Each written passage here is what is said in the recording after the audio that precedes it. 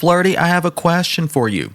Sometimes when you're getting ready for a first date or maybe beyond, does your tummy hurt? Maybe you're feeling anxious, some nerves, and you want to crap your pants or barf a little bit in your mouth? Because same. And on this episode, we'll be talking with none other than the gut goddess herself, Madisen Smith, about why your tummy hurts.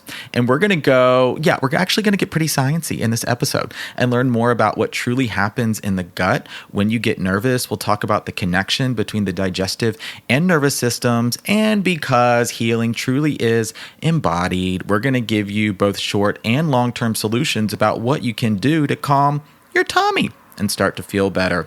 We'll be answering some of your questions, and then I've got a meditation for you that is going to be up on YouTube. In fact, it's there right now. All right, let's do this episode and meet the gut goddess. I heard you wanted to flirt. I heard you wanted to flirt. I heard you wanted to flirt. Hello, my name is Benjamin. I'm the flirt coach and a gay Libra. Everyone has an inner flirt. Hey, Flirty. Live, laugh, flirt. Work the flirt. Work the flirt. Delulu is the Salulu. Expert on the flirt. Hey, Flirty. There's always another flirt. Everyone has an inner flirt. Get out of your head and into the flirt. Welcome to this episode of Flirtations, where I may not be the flirt coach for this episode. I might be Miss Frizzle, as we take a journey through the digestive and nervous systems to talk about why your tummy hurts when you get nervous for a date with the gut goddess, Madisen Smith. Welcome to the show. Thank you so much. I love Miss Frizzle. I hid that in my notes before recording. I wanted that to be a surprise. Really though, like, let's get in the bus, let's drive down, let's see what's going on in the gut. Yeah. And I'm so excited to have this conversation with you because I first met you. We have quite a deep parasocial relationship where we've never met in person, but we've been connected for a couple years now. I first reached out to you, 2 years ago.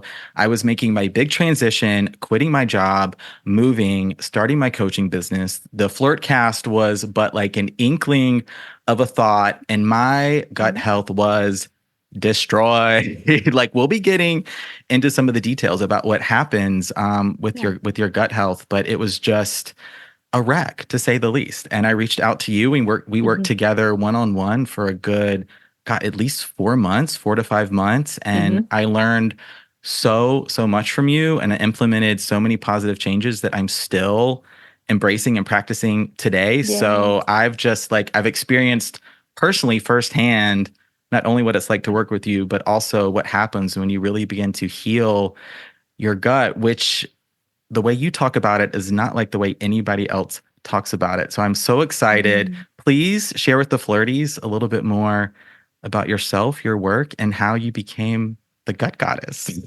Yeah, I always like to preface, like, I was not always the gut goddess. Absolutely not. Like, I didn't even think I would be here. I didn't even think I'd have my own business. Like, things have shifted super rapidly, especially the last couple of years. So, I mean, a little bit of background about me. I've struggled with gut issues since I've been little. I'm 32 now. So I just thought they were normal. I just thought it was normal to like get anxious and have to like poop your pants or like rush to the bathroom or like have tons of food sensitivities and have weird gas and bloating and like all these weird gut symptoms. You know, I come from a family who has a lot of gut issues. So I was like, okay, this is normal. This is just what digestion is like.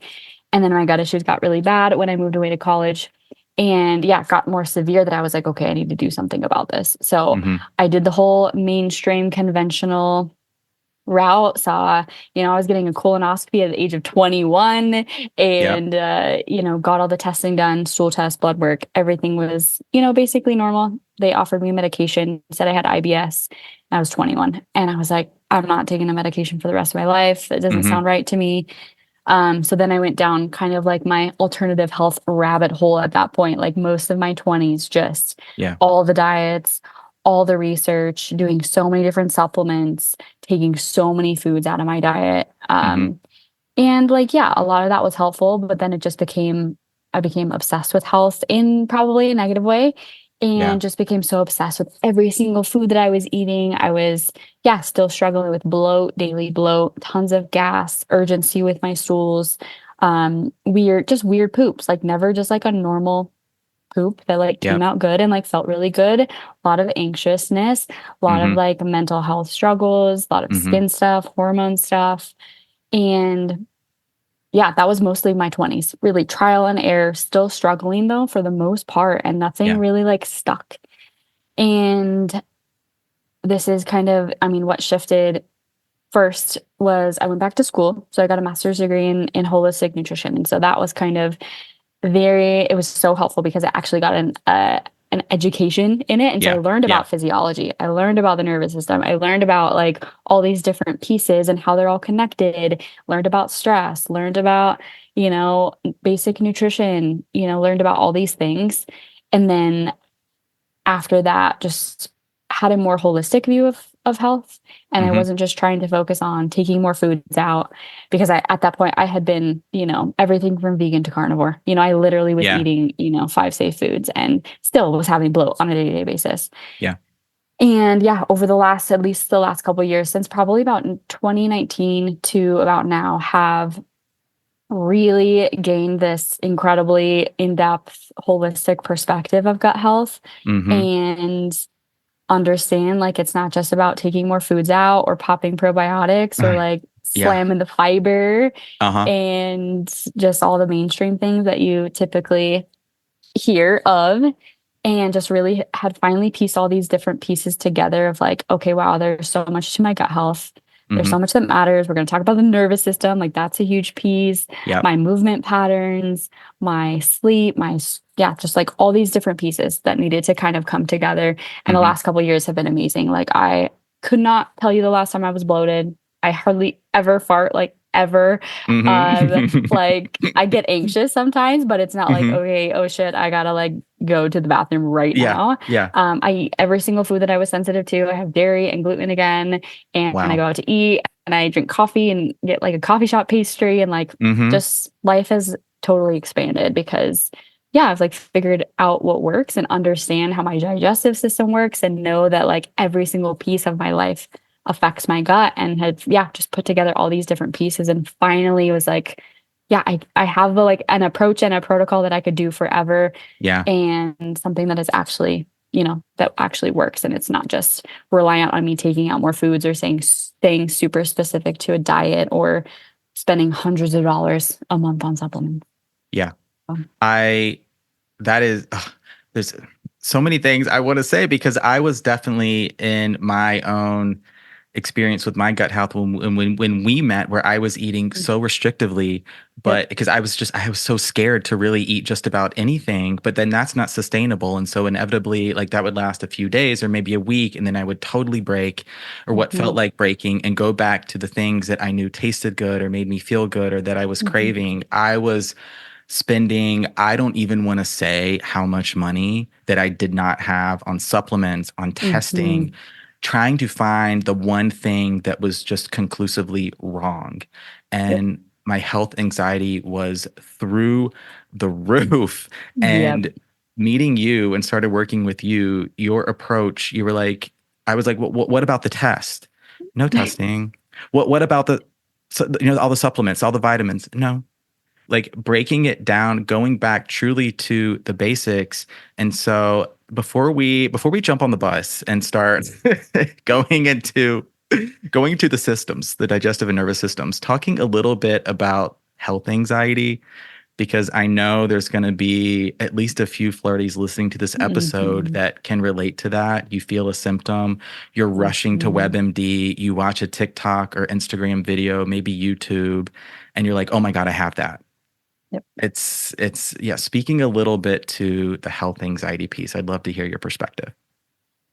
Yeah, this is like such a huge piece, and it's almost like this negative spiral, right? Because we have these Yeah. symptoms and now we have access to way too much information. And so Mhm. we read something and then we stress out, and then that makes our digestive system worse because we're stressing, and it's Yeah.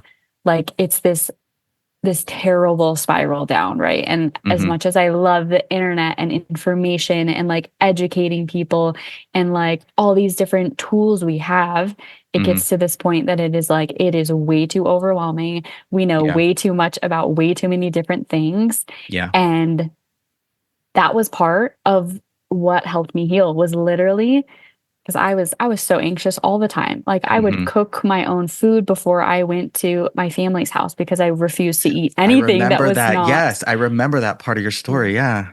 Oh yeah. Just like would never consume anything off of my perfectly organic grass-fed source diet. Meanwhile, I was anxious all the time, you know, like I still was struggling with gut issues no matter how perfectly I ate.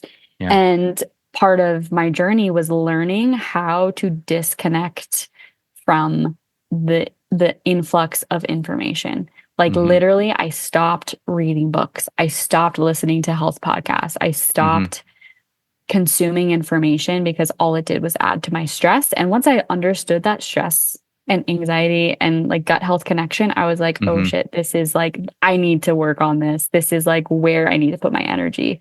Yeah. Because the health anxiety is so real. And every single client that I've ever worked with has they're hypersensitive. They're so aware of everything that's happening in their body. And it's almost like we got to like disconnect a little bit from that. We got to like stop learning, stop reading, like just focus on what you're doing right now. Yeah. And then once they understand the stress and nervous system piece, they're like, oh, okay, this makes sense. This makes sense why I'm still struggling, even though I'm eating perfectly and taking all the supplements and got all these tests done.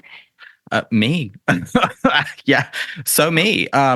So I want to start taking the conversation now about learning a little bit more about the gut-brain axis, the connection between the digestive and nervous systems, and why when our tummy hurts, like it truly hurts. Like it's not just like, oh, this is some butterflies, I'm feeling nervous. And we're going to revisit that part of the conversation later in the episode too. But going back to expanding on what you said just a little bit, what's going on when like our stomach physically hurts?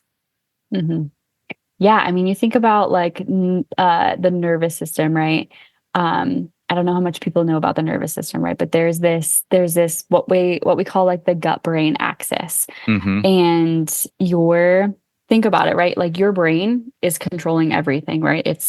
It has to be very intimately connected to your core organs and your body in order to just like survive, right? There's constant information happening and it's two ways, right? It's like your brain is communicating with your body, like we got to do X, Y, and Z. And then your body's also communicating with your brain, like, oh, we're sensing this is wrong. Like tell this thing to do this, right? There's always this constant connection happening. And if you think about your digestive system, right, we're going to go over this, like there are so many organs involved. There are like over 9+ organs involved in just digesting. Yeah. And so it makes sense why the digestive system has so many nerves, because there's so much that is happening when we're digesting. It's not just like, goes through our mouth and then our stomach and then it's done. It's like, no, it's like the thyroid is involved, the liver is involved, like the stomach, the small and large intestine, like, so our brain has to be constantly connected to these systems because digestion is expensive. Like it takes a lot of energy to digest. Yeah. I looked up a little thing. There is 600 million neurons. What? Released in the gut.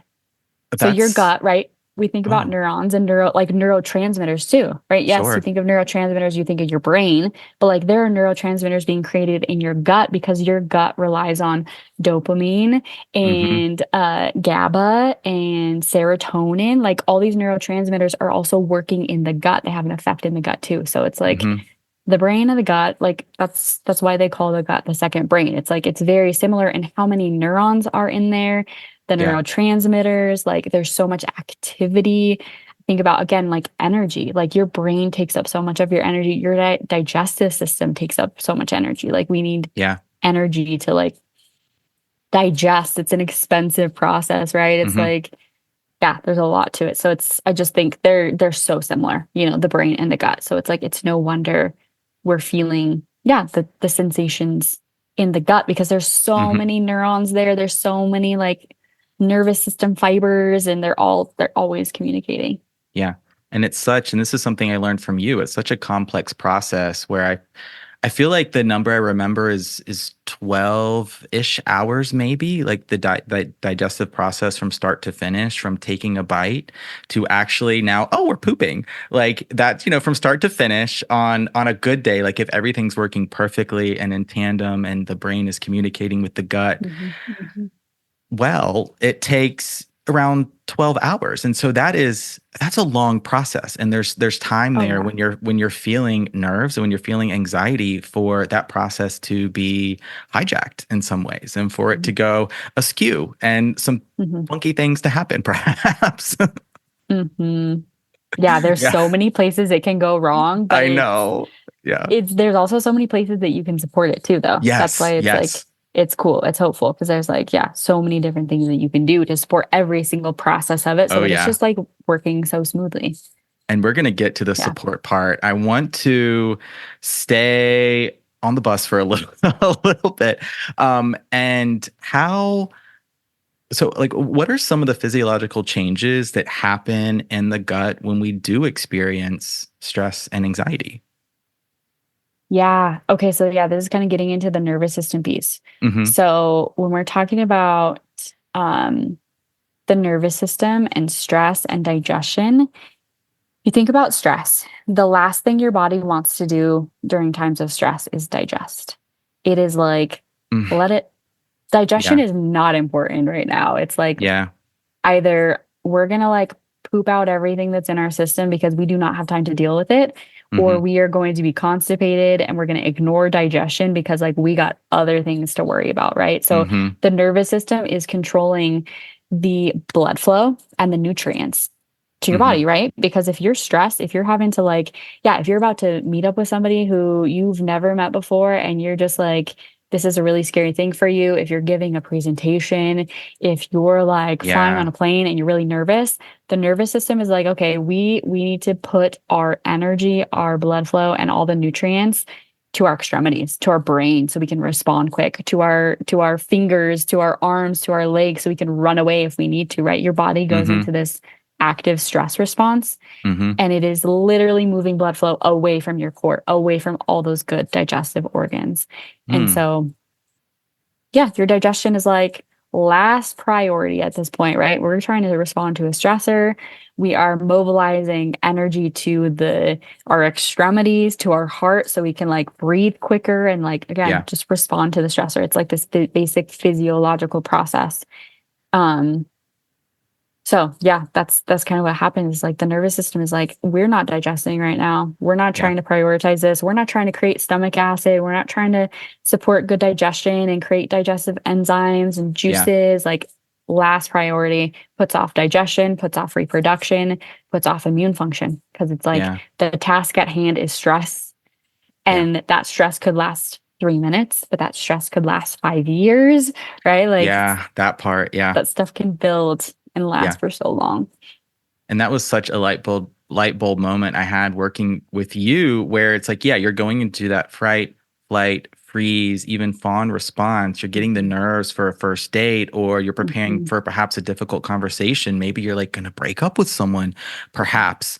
And we- uh, e- everything you've got is going towards mediating and moderating that Yep. stress response so you can at least maintain a semblance of sustainability within Mhm. the nervous system, even though you're experiencing perhaps extreme anxiety or stress, it's still your nervous system is reacting to that. And so the digestion stops. And then, like, here we go, diarrhea, constipation time. You're also not hungry, which makes Mhm. sense. Suppress Why? appetite. Yeah. Why would the body, Yeah, you're not going to be taking in more food when that's not the of body's course not. mission when you're feeling stress. Of course. And that was like, I had never ever put that together. And Yeah. then yeah, when we were working together, probably on a call 1-to-1, I was like, oh my God, that makes so much sense. And it really helped me understand why working on my stress levels and my nervous system was really going to be so integral and important to addressing my gut health. That's the piece that Mhm. really, like, sort of the missing piece that helped me put two and two together. Mhm. I want to spend a little bit more time in in the gut. talking about bringing up two terms now, or two parts of the body that people may have heard of before: the enteric nervous system and the vagus nerve. If you could share a little bit about what are those? What do they do? Oh my goodness. Yeah. So the enteric nervous system, and just let's just say the nervous system in general, right? Sure. Okay. Again, this is connecting your brain to every single piece of your body, right? Let's just say nervous system in general. That's what that's doing, right? The brain is sending signals through your nerves. And this is essentially how your brain is communicating with your body through your nervous system. When we talk about the enteric nervous system, that is where your brain is connecting to your gut, right? That is like the gut brain axis that we were talking about before. This is also known as the vagus nerve, right? So the vagus nerve is the specific nerve that is connecting the brain to the digestive organs. So you can almost think about like, okay, the nervous system includes like, just everything, your entire body, right? You have nerves running through your entire system. The enteric nervous system is specific to the gut and the brain connection. Okay. And again, the nervous system is controlling, hormones. It's controlling blood flow. It's controlling nutrients. But when I think of the nervous system, I think of blood flow because, again, it's like the nervous system is so sensitive in a way, right? Because it is always looking out for your safety. It's like, okay, do we have the energy to do this? Do we have the energy to digest? Do we need to like mobilize energy towards like where does energy need to go? And the nervous system is kind of taking care of that depending on your environment, but even just depending on like your brain, like you said, like, you're going to have a difficult conversation and the body's like, okay, I'm just like thinking about this thing. It's stressing me out. And so my body is like sending, signals throughout my whole system. Is like, stop digesting, everybody on board. Like we need to like be clear and be present. And like, maybe your hands start to sweat or your heart starts to race again. It's like, basic physiology, like the body's just trying to respond to a stressor. So then you kind of got into like there's like the parasympathetic and then the sympathetic and those different phases that your body's kind of always navigating through. So your nervous system, I just think of like safety, like safety, and it's really just responding to safety and it's concerned about your survival at all costs. So it's like, it's not bad. It's not doing the wrong things. It's just trying to help you survive and like stay safe. Yeah. I'm glad you touched on those a little bit more because I wanted to bring them up in the episode today because when I learned that the gut has its very own nervous system, that really helped me understand why we experience and can feel so much anxiety related to our tummies. Like when our tummies hurt, right? It's like, it makes so much sense now in the gut brain connection, that axis linked with the vagus nerve and how truly everything is connected. Definitely. All right, let's start talking about now some, because I love your approach to overall nervous system health, stress management, and just nervous system resilience so much.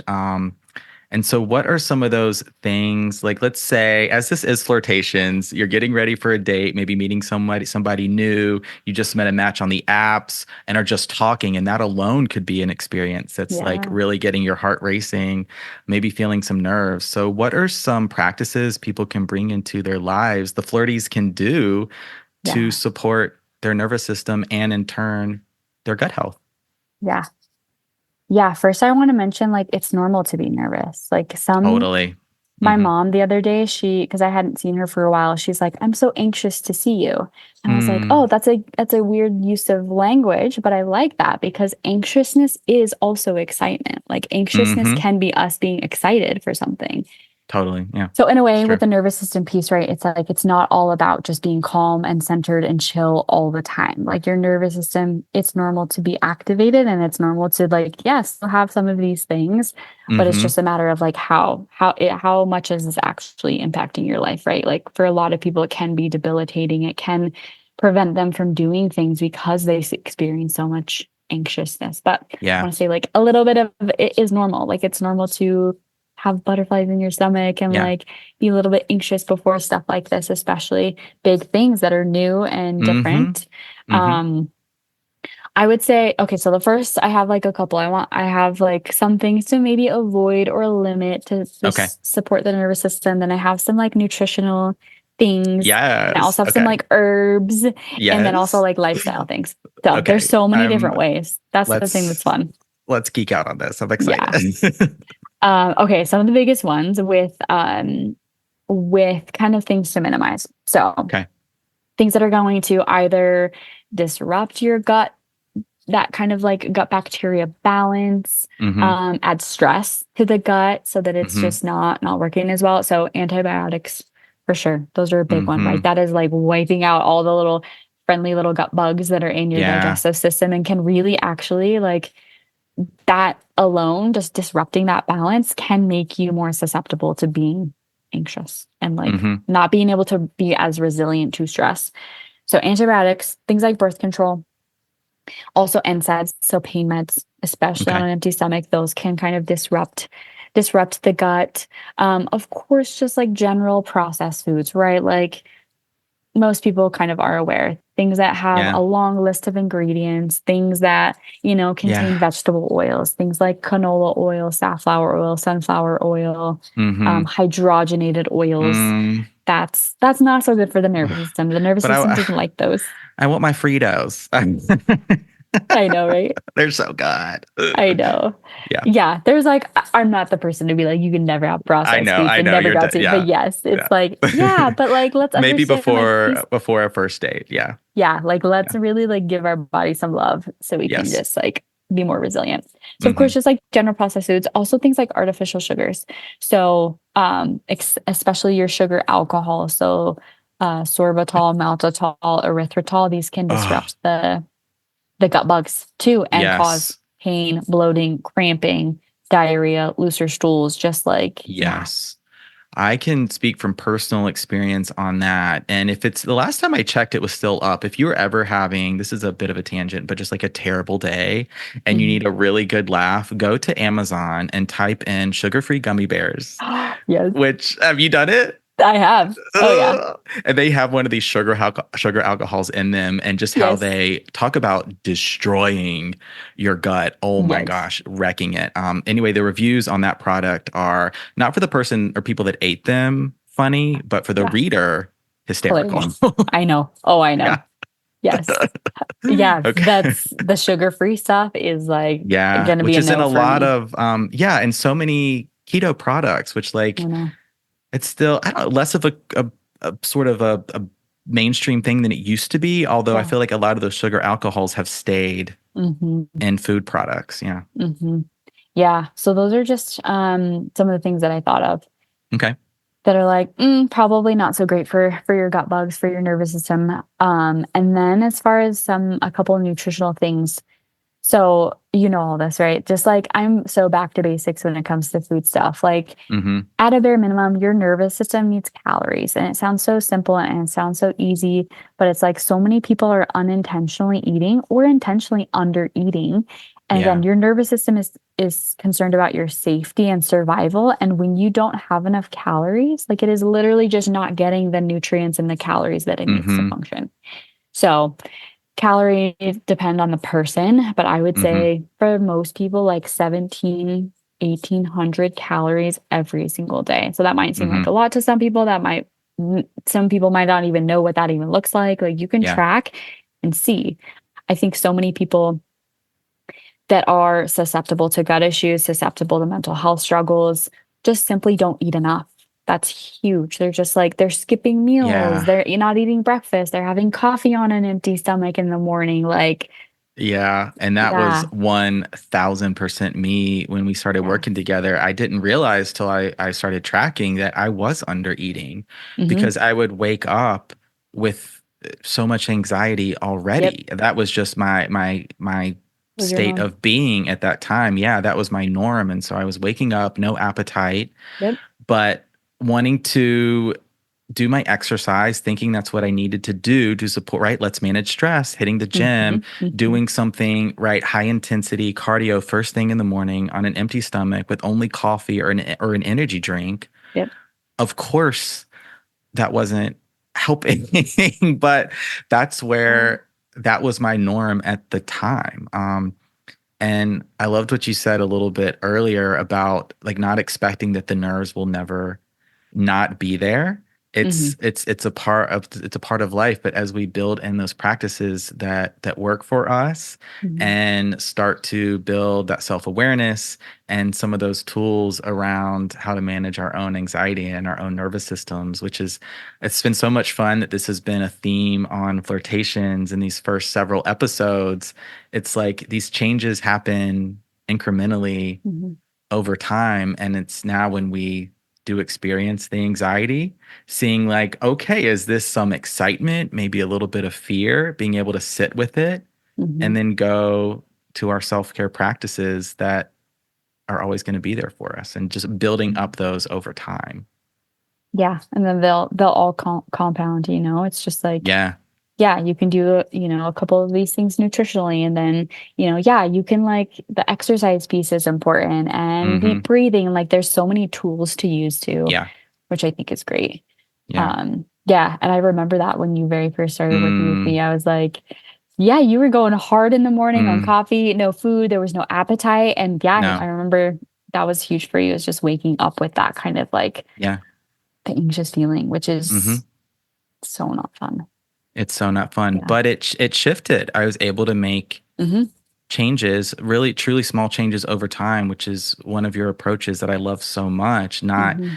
like if you're already experiencing so much stress and nervous system overwhelm, it's not about stressing out the body even more. Hmm. Like I feel like it's going back to the health anxiety piece. It's making drastic changes or kind of going all in, and all of a sudden you're just pounding back a ton of supplements, and Yeah, that can that's stress out the stressful too. body even more. I wanted to ask you here some herbs or maybe some things like teas, Ooh, something like yeah. that people could go to, maybe for some short-term relief or even building into their life on a daily basis. Yeah. Okay, so I want to go back nutritionally, just Yeah. basic for a second. Okay, Okay. so calories, eating enough calories, just want to make sure like people know eating enough calories and also blood Yeah. sugar balance.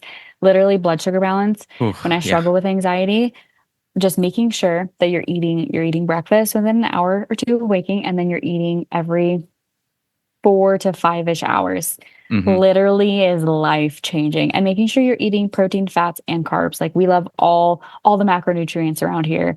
So Yeah. again, you can track, you can see where you're at. Like, you know, there's so much to do with that. But eating enough calories, blood sugar balance. Um, Also, I want to mention B vitamin rich foods are so good for your nervous system, and also saturated fats or just Okay. fats in general, healthy fats. Mhm. Okay, so that was like food stuff. Uh-huh. Um, but of course, again, like you said, sometimes this stuff doesn't happen overnight. Like, yes, you Mhm. can absolutely see a difference in just your mood and your capability to handle and manage stress just simply by eating more, making sure your nutritional needs are met, making sure you're Mhm. balancing your blood sugar, you're having protein, fats, and carbs.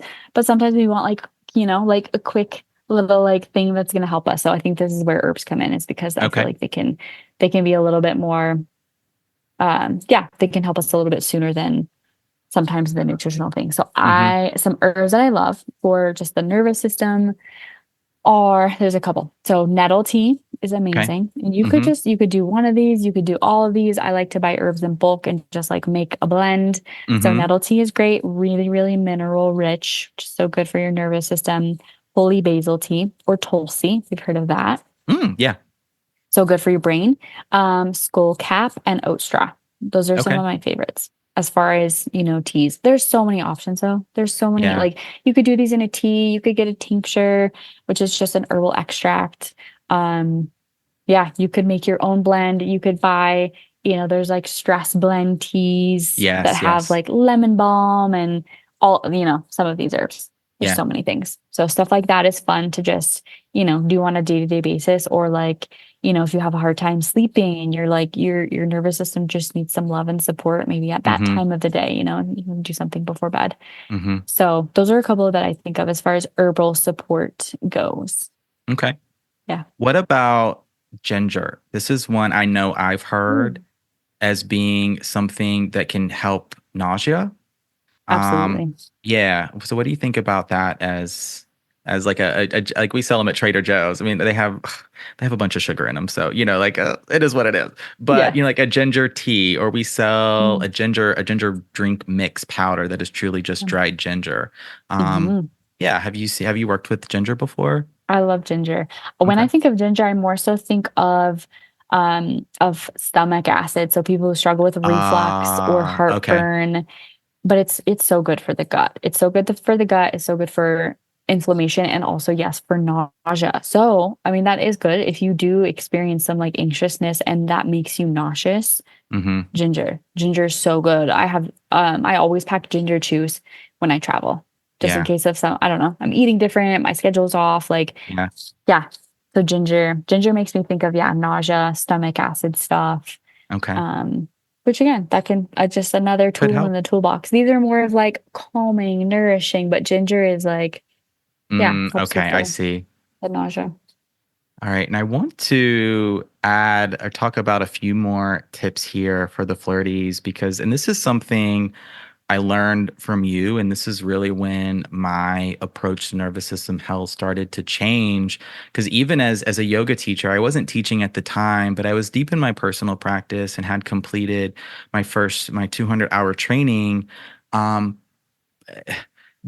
intentional rest, like that's the word that's coming to Mm. mind, and really starting to slow down and detach from always feeling like you have to do something, to always be busy, to always be hustling, always grinding, always scrolling. Oh my God. The Mhm. first thing I would do waking up, scroll. Last thing I'm doing before I go to bed, scroll. Like, Yeah. my screen time on my phone. I mean, it's not great now, but I'm on it a lot of time for work, Yeah. more Yeah. or less, more or less.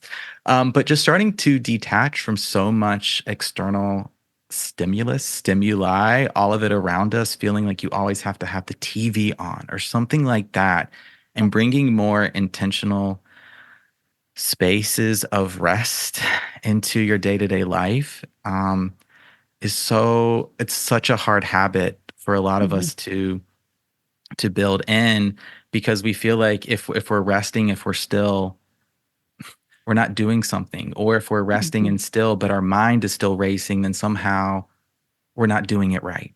And Mhm. so I want to get your POV, Madison, on that Um, a little bit. I'm so glad you mentioned this. This is literally on my list of like Yes. lifestyle tips is do Okay. nothing. I think Mm-hmm. it is like we are in this epidemic of constant stimulation. Yeah. Constantly. Like you Yeah. said, you wake up, you look at your phone, you're working all day, you have your side gig, you have relationships you're trying to maintain, you're, binging a Netflix show at night. Like there is constant stimulation, like you Yeah. could go days and days and days without just sitting with yourself for 5 minutes in silence. Like that is so Yeah. uncomfortable for so many people because Yeah. we get so used to the stress and so used to just the go, go, go. I Yeah. totally used to be like this. I was working 60 hours a week. I was trying to start a business on the side. I was in a relationship. I was like constantly going. And I think a big thing with this too is just you have to ease into slowing down because Yeah. it's really uncomfortable. It's really different. Like it for a lot of people, when I talk to them about mindfulness around their meals, a lot of Mm, them eat alone. And that is really triggering for them. They don't like to be alone with themselves in silence at a meal. Like yeah. cuz food is like we like to eat with people and Yeah. sometimes Yeah. I've noticed that with a lot of clients is like they don't have somebody to eat with. And so when I'm asking them to be really mindful with their meals and not scroll and not watch a TV show and, sit down and eat for 20 minutes, they have a really hard time with that because it is like it's almost like there's this lost art of like monotasking of just like I'm going to sit here Mm, and I'm just going to eat food. Like that yeah. is really hard for most people. It was hard Yeah. for me too. I always just wanted to be productive, doing something. Mm-hmm. Um so I think that's huge. Even just I even noticed myself in, sometimes spaces throughout the day where I have nothing going on. I'm like, okay, like let me pick up my phone and then I'm like, okay, wait, Yeah. let me Yeah. just be. Let me just be with myself. Let me just like let my body and brain have some time and space to process whatever it's going to process. Like, Yeah. yeah. I think that is one of the biggest things. And I'm glad you mentioned that, just because it's a really hard habit to get out of It's just mm, constant stimulation. And I even think like the stress management tools can add to that, right? Because then it's like, okay, I got to do meditation, and I got it. Like, it becomes this thing where you're adding more to yep, your list. And the point yep, is to not, like, there has to be intention behind why you're doing a stress management technique. And I think a lot of mm-hmm, times they don't work for people because it just becomes this thing that they're adding to their to-do list. mm-hmm, Whereas sometimes the best thing you can do for your stress is do nothing, is sit yeah, by yourself outside for 5 minutes, is go for a walk without listening to a podcast, is mm-hmm, like yeah, giving it's your true. body and brain time to not be constantly stimulated, and not try to Yeah, do all these things, even if they are for your stress. mm-hmm, yeah. Sometimes it doesn't, yeah, it's very It's individual. yeah, it's so tough to do. And I hope and I really feel like this conversation is gonna be so impactful for the flirties listening as we talked about sort of the biology and the science of the digestive system and the nervous systems, how they're linked together, but that how you're really going to support both systems working together is through a lot of stress management and bringing some of that rest and stillness back into your life. Even and it's like I'm glad it's not an all or nothing thing. It's not like you Mhm, have to queue up a meditation and do it for an hour and expect your mind to not wander, not at all. Or you have to go to a yoga class and force yourself to do something that mhm, maybe you don't want to do and it's like an hour long. It can be giving yourself maybe arriving at a destination, work or something 5 minutes early and just being in your car for a moment and taking a few mhm, deep breaths. That can mhm, be fantastic. Or you listen to a meditation for 5 or 10 minutes before bed instead of scrolling. Amazing. And then start mhm, to make it consistent, building in those habits day by day. And have so much patience and self-compassion with yourself. Do your best.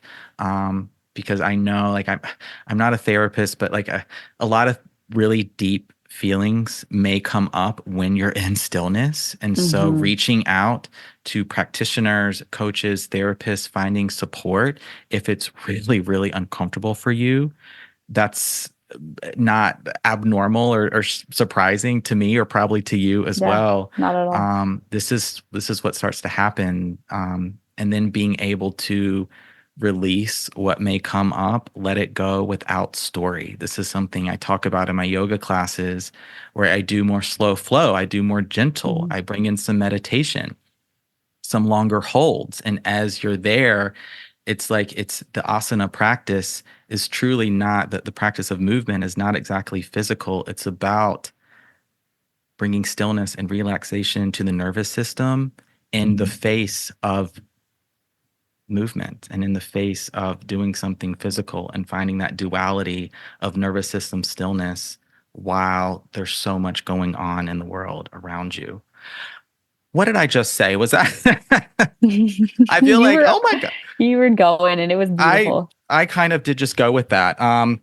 Madison, thank you so much for joining me on the show today. I did have one question. I mean, we got to several questions from Flirtstagram, which I worked in. Wanted to ask you just this one super quickly, and that is like, why do I feel nervous going poop in public? Mm. Yeah, Yeah, because I do. I I'm like, okay. I can't Oh, do I that do at too. work. Yeah, Yeah.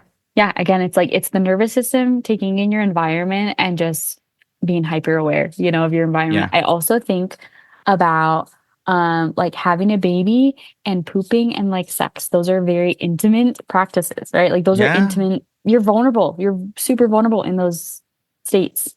That's true. So the body is just like more, yeah, the body is just more aware. And I think it's okay to not necessarily like be able to poop in public, but Hmm.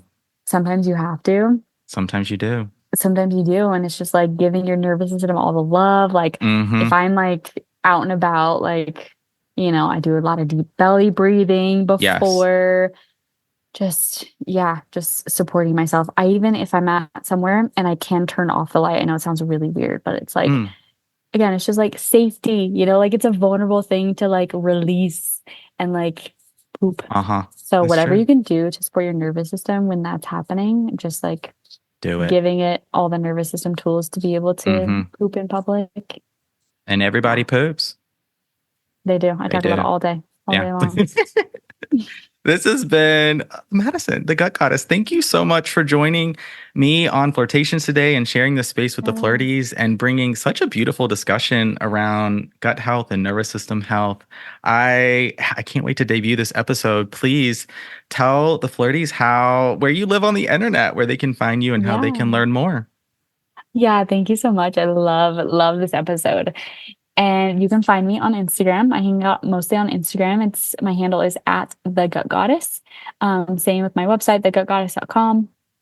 That's where I'm at, hanging out, posting. Awesome. Thank you so much. I'll have it linked in the show notes. And I encourage you, please follow. You post like such good content around what is a very sensitive topic for so many people. I find you don't post in a way to instill fear, but really bring awareness and understanding to our bellies, right? Like we all got them. We all got them. So I just appreciate you so much. And thank you for being here. Yeah, thank you so much.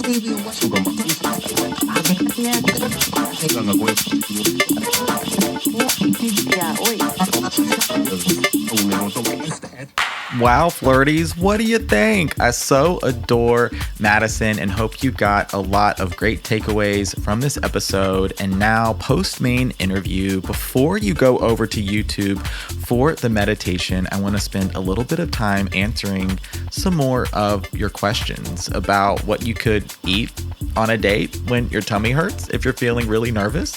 What if you feel like you gotta puke before a date?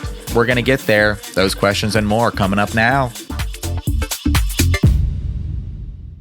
All right, Flirties. First up, we have a question that came from Flirt Talk. Haven't mentioned them a whole bunch, been in my flop era over there, but got this question today. And that is, what if my stomach, I can't do it, Benjamin. I just simply can't eat on a date.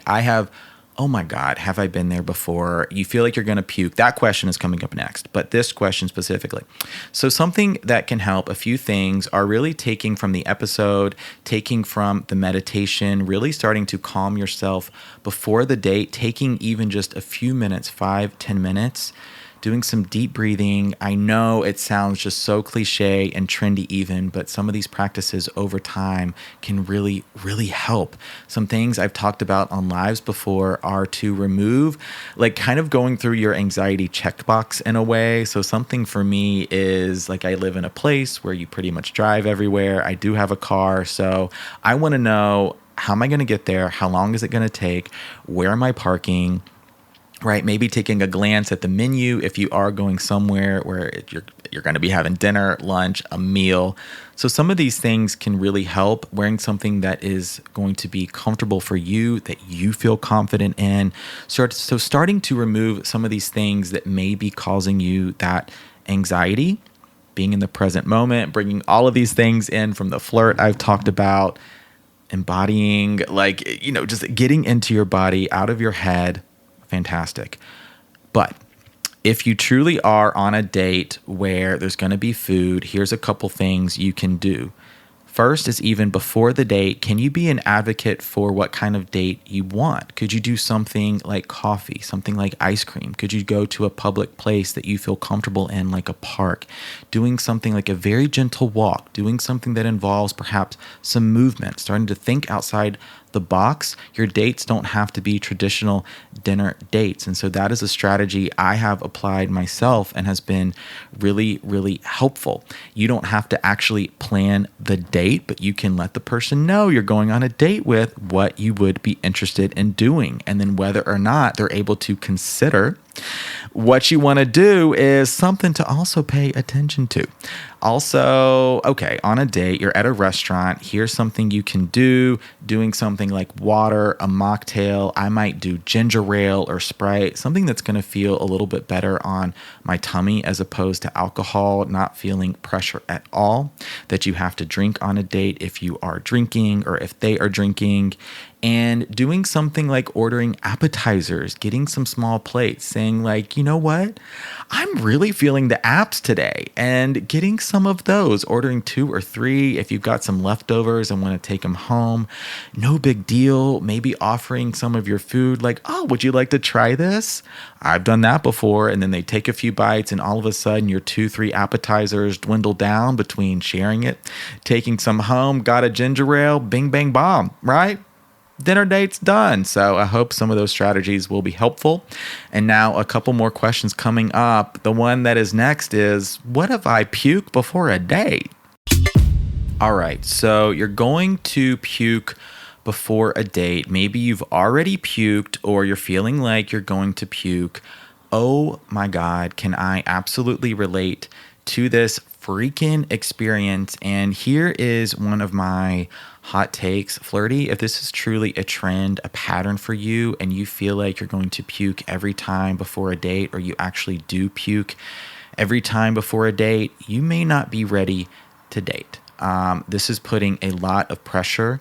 It's very, very taxing on your body and specifically your nervous system, going back to what we talked about in the episode with Madisen. And if this is like you're always feeling like you're just going to barf your guts out before a date, I think there's some deeper healing to be done. It doesn't mean you have to forego connection in your life. Absolutely. We want to bring more of that in, focus on bringing connection in, but perhaps dating isn't on the table. Okay. So if you do feel like you're going to puke and you do puke and you're feeling better after you puke, well, I think you could go on the date at that point. Like sometimes you just need to get it out of your system. If it's a one-time thing here and there, I mean, we could work with that. Doing some of the practices that Madisen mentioned as far as like taking some ginger. There's ginger chews, ginger candies, ginger ale, maybe having some Sprite, something like that. So starting to settle your stomach a little bit, doing some deep breathing. And then if you need to kind of be on the lookout for the bathroom, like you're just feeling super queasy, super nauseous, just having a lot of those nerves on a date, breathing, reminding yourself you're going to be okay. It's going to be fine. You are safe. And just reminding yourself that everything is truly fine. Okay. I hope that was helpful. All right. One more question. This one about poop. And that is, say you're on a date and you just gotta go. The rumbling is happening in the tummy. Or maybe you're back at their place cooking dinner, which it's first 3 dates should be public dates. I done told y'all that. But let's say this is the 4th date. You're back at their place and you gotta go. What do you do? Honestly, I am the worst person in the world to try and answer this question because I'm going to hold it. That's why I asked the question in the main interview. Like, why are we so embarrassed to poop? And I think Madisen's answer was so good. It really is this very vulnerable experience. But the truth is, everybody poops. So something you can do is, just go. Like, just go. If you're out in public, excusing yourself, going to the bathroom, they ain't got to know what's going on. If you carry a bag or a purse or even a fanny pack with you, could you have a little bit of poopery in there just for some emergencies? You go and use their bathroom or some of your cologne or perfume, and you go in there to freshen up, right? You spritz some of that on, covering up what maybe you just did. Ultimately, holding it is going to be very uncomfortable and bad for your body. So, I mean, God, how long have I held my poops before on dates? I don't want to say. So some of those things may help. And also perhaps like if you're super comfortable with this person using some humor, like I'm not suggesting to just bring it up. Hey, I'm going to go take a dump in your bathroom. But if you sort of have that trust and rapport, that kind of maybe flirty, roasty, jokey style of connection with somebody, could be something really fun or funny to talk about. Because at the end of the day, truly everybody does poop and you gotta do it.